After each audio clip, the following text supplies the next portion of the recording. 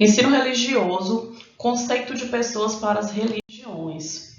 Quais são as características de uma pessoa, né? Apesar da capacidade humana ter sido utilizada para desenvolver áreas essenciais para a vida, como a medicina, a agricultura, a gente criar várias vacinas, remédios e tal, o conhecimento humano também foi usado para causar muita destruição, como os campos de concentração do regime nazista, bomba atômica norte-americana que devastou Hiroshima e Nagasaki. A partir desses eventos ocorridos durante a Segunda Guerra Mundial, que foi de 1939 a 1945, a criação da ONU, a ONU foi criada, movimentos e organizações internacionais lutam por direitos humanos, que devem valer para todas as pessoas. Direitos humanos servem para tentar garantir que todos tenham direitos iguais. Eu coloquei aí para vocês uma foto de Hiroshima devastada depois da bomba, que foi uma bomba atômica, né? E não foi só a devastação das casas, não foi só prédio que caiu, né? Pessoas que morreram naquela hora, elas morreram, mas ficou a radiação, as pessoas depois foram ficar doentes. Anos depois, ainda hoje, tem pessoas que têm doenças ligadas a esse único evento. E, tio, o que define uma pessoa? O que é uma pessoa? Uma pessoa não é só você vive e pronto? Não é só nascer, já é pessoa? Bem, sim, mas as religiões, elas têm formas de reconhecer os seres humanos, tá? Isso não significa que o ser humano ele seja só assim, como eu vou falar agora. Mas as religiões, elas entendem que os seres humanos, eles têm alguns pontos específicos que são só deles. Eu trouxe aqui para vocês as características que nos fazem seres únicos no mundo. Por exemplo, a capacidade de raciocínio lógico. É o exercício do pensamento, da razão. Quando você compreende ações e fatos, o raciocínio é uma capacidade humana de pensar logicamente. A gente sabe que as plantas, por exemplo, não têm raciocínio lógico, pelo menos não se descobriu ainda. E o raciocínio lógico é isso, é quando a gente pensa, quando a gente faz uma estratégia, quando a gente entende as ideias. Capacidade de comunicação complexa. Olha só, estou aqui gravando um videozinho para vocês. Isso é uma forma de comunicação complexa. A linguagem verbal e a linguagem não verbal, quando você fala ou quando você gesticula, a gente consegue se comunicar de forma complexa, difícil para outras espécies, como o nosso cachorrinho. A gente morre de ensinar e ele vai lá e faz xixi no mesmo lugar errado, né? E se você ensina para um ser humano, ele vai lá e entende, porque ele consegue se comunicar de forma complexa. E significa troca de ideias, diálogos. A gente chama de complexa porque a gente transmite, né, fatos, necessidades, o que a gente quer, o que a gente sentiu, e a gente comunica sentimentos. A gente, pela comunicação, a gente consegue mostrar que está amando, que está sentindo dor. Às vezes só com o olhar a gente se comunica, não é verdade? Outra característica é a capacidade de se organizar em grupos. Tia, mas quem não anda em grupo, aí não é ser humano? Não, não é assim. Estou dizendo que isso é uma das características dos seres humanos. E o processo de socialização, ele constrói o conceito de pessoa. Vou dar um exemplo para vocês. Depois pesquise na internet.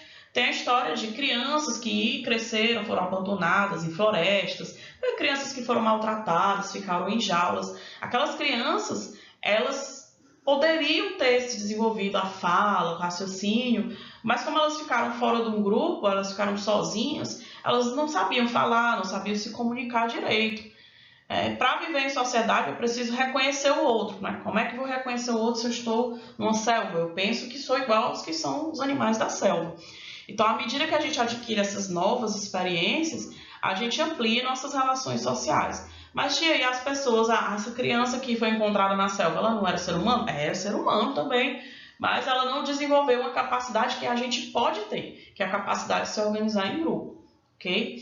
Capacidade de projetar o futuro e refletir sobre o passado. É outra característica que é muito nossa, né? O seu gatinho, ele não pensa, meu Deus, será que amanhã eu vou sair e vou miar no telhado da vizinha? Não tem esse planejamento, né? A gente tem esse planejamento. Mas, tia, e quem não pensa no futuro não é ser humano? Não, não é isso. Pessoa que não pensa no futuro, ela só não pensa no futuro. Mas se ela quiser pensar, ela pode. Então, ela é um ser humano, ela tem esta capacidade. Se ela quiser, ela vai lá e pensa. Tá? Então, essas são características que as religiões, que as crenças elas entenderam que são características próprias do ser humano. Todas as religiões concordam que essas capacidades elas são só dos seres humanos. E aí, vocês podem perguntar, tem estudo sobre isso? Tem muitos estudos sobre isso. É muito importante entender o que nos torna seres humanos participantes das sociedades e dentro das comunidades das religiões. E organizar-se em grupos e etc. Isso tudo é estudado. Tem estudos na filosofia, na antropologia, na teologia, várias ciências estudam os seres humanos. Né? Por exemplo, na filosofia, Santo Tomás, que o nome já de estudo era um santo, mas também era um filósofo, um estudioso da vida, do ser humano, do mundo, e ele acreditava que se a gente era a imagem e semelhança de Deus, significa que nós éramos a coisa mais perfeita que existia no mundo. Na filosofia, o ser humano ele é caracterizado como um ser vivo, racional, capaz de fazer distinção e de elaborar conceitos. Então, o ser humano ele tem a capacidade de raciocinar no que diz respeito à filosofia. A filosofia pensa assim. O ser humano é quem tem capacidade de raciocinar. Né? Mas a minha amiga, ela não raciocina não, ela faz tudo errado. Mas se ela quiser raciocinar, ela pode, ela é capaz.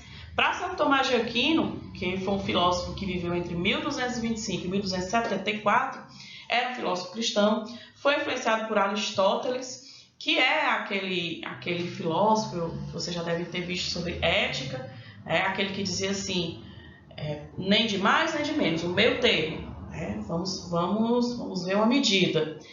Ele acreditava, no caso de Santo Tomás, que o ser humano era único e era diferente de todos os seres vivos. Ao tratar do conceito de pessoas, o Santo Tomás ele relembra a narrativa da Bíblia. Né? O ser humano foi criado à imagem e semelhança de Deus. Deus é perfeito. Logo, se Deus é perfeito e nós somos a imagem e semelhança dele, nós também somos o que há de mais perfeito na natureza. Para Santo Tomás, o objetivo da existência dos seres humanos é a união e a eterna comunhão com Deus. A vida em comunidade, orientada pela religião, oferece uma base de compreensão sobre as pessoas, sobre o ser humano e seu papel no grupo. Por exemplo, no judaísmo, a vida comunitária é muito importante. Para ter a ajuda de Deus, tem que se unir em comunidade. E a família é o principal elemento dessa comunidade. No cristianismo, o conceito de igreja é a união dos fiéis. E os fiéis devem a sua existência a Deus e a salvação das suas almas a Jesus. Já no islamismo, para o Deus deles, Alá, todas as pessoas são iguais, têm o mesmo valor. O profeta Maomé, o Muhammad, a verdadeira fé impacta no comportamento da pessoa. Se essa pessoa não tem fé de verdade, ela não vai se comportar como um muçulmano real, o fiel real de Alá. Eu trouxe aí os exemplos, as imagens bonitinhas para vocês, a família cristã lendo a Bíblia e uma família judaica comemorando o Hanukkah, que é a festa de consagração dos judeus. No hinduísmo, dentro do hinduísmo, o conceito de pessoa já é diferente, sabe? As pessoas elas são divididas em posições, em castas. Esse sistema ele existe há mais de 3.000 anos e cada pessoa tem uma função na sociedade. Essa crença ela já se deve em relação à reencarnação. Os hindus eles acreditam que quando você morre, depois você volta numa outra vida. E aí a sua próxima volta depende do que você fez na vida anterior. Então, assim, as atitudes anteriores elas vão passando de vida após vida. No caso do budismo, dessa de baixo, que tem uma roda, vocês estão vendo, o budismo ele prega o conceito de igualdade entre os seres vivos. Então, todo ser vivo ele é valioso. Logo, as pessoas são muito valiosas umas para as outras. É aquela história muito parecida com o cristianismo, Respeito a todos. Todos merecem respeito porque nós devemos amar a todos. Trouxe aí o exemplo de um homem brahmane, que é a pessoa que tem a classe social mais importante no hinduísmo. E do lado tem um homem meditando, um homem careca, vocês estão vendo. Ele é um monge budista, ele está meditando. É a prática dessas religiões. Essas pessoas elas se reúnem em comunidades próprias. Os budistas eles se reúnem, ou os monges, eles ficam em monastérios, ou as pessoas se reúnem nos seus locais de oração, que são como se fossem igrejas, que são templos, mas são diferentes das nossas igrejas. No caso das religiões afro-brasileiras, o Brasil ele tem muitas religiões de origem africana. Hoje essas religiões elas não são mais chamadas de africana, elas são brasileiras porque elas têm elementos do Brasil, mas elas têm uma influência das culturas antigas, originárias que vieram da África. A grande parte das tradições afro-brasileiras reconhece a interdependência entre as pessoas, ou seja, eu sempre vou precisar de vocês, você sempre vai precisar de mim, então a gente sempre pode se ajudar. E como a gente tem capacidade de ajudar um ao outro, a gente também é igual. As religiões afro-brasileiras, elas acreditam que todas as pessoas elas são iguais, todas merecem respeito, os mesmos direitos, as mesmas coisas boas. Eu trouxe para vocês uma foto de um evento que sempre reúne vários tipos de igrejas diferentes e pessoas de várias etnias. Vocês estão vendo aí pessoas negras, pessoas brancas, loiras, fazendo o mesmo ritual, mas que provavelmente, além de serem de etnias diferentes, são de religiões diferentes. Isso porque as religiões afro-brasileiras pregam isso. Mesmo que sejamos diferentes, a gente pode ter os mesmos direitos e podemos ser tratados de forma igual. E isso nos leva ao nosso assunto da semana, nossa news da semana, que é a Semana da Inclusão. Tá? Essa semana, de 21 a 25, estamos fazendo atividades nas escolas relacionadas à Semana da Inclusão. Infelizmente, por conta do coronavírus, não podemos fazer coisas juntos. Mas aqui distante eu vou passar para vocês um pouco do que eu desejo que vocês saibam. A gente aprendeu a importância do conceito de ser humano nas religiões. Todas as religiões que a gente estuda sempre falam da importância do comportamento, que tem que ser correto, das suas atitudes, e algumas delas dizendo que o ser humano raciocina com isso, ele se enquadra dentro do amor divino, O Santo Tomás, que diz que a gente é o que há de mais perfeito, e o conceito de amor divino nada mais é do que a gente também amar o próximo. E é importante a gente levar esses conceitos para a nossa vida, para o nosso dia a dia. É importante entender que nós devemos mudar algumas das nossas ideias. Tia, mas a vida toda eu sempre pensei que aquela minha amiga, que ela tem o cabelo assim, para mim ela é feia, eu não quero ser amiga dela. Não, agora você vai mudar esse conceito. Esse conceito que a gente tem é um conceito antigo, de que as pessoas não podem se juntar com as outras porque são diferentes. Isso é coisa que as pessoas elas não raciocinavam direito no passado, isso esquece. Hoje, a gente sabe que todo mundo é diferente, não tem ninguém igual, todo mundo é diferente. Então, se todo mundo é diferente e a gente não se misturar com quem é diferente, a gente não vai se misturar nem com o nosso pai, nem com a nossa mãe, porque o nosso pai e a nossa mãe é diferente da gente, São pessoas diferentes. Cada ser humano é uma criação única de Deus. Então, todos somos diferentes, mas ao mesmo tempo somos iguais, porque somos todos seres humanos. E isso a gente tem que colocar dentro da nossa cabeça. Devemos respeitar, e respeitar significa incluir. Incluir é fazer com que as pessoas que são diferentes, elas estejam no nosso dia a dia. E aí eu trouxe um vídeo para vocês entenderem um pouco sobre o que eu tô querendo falar.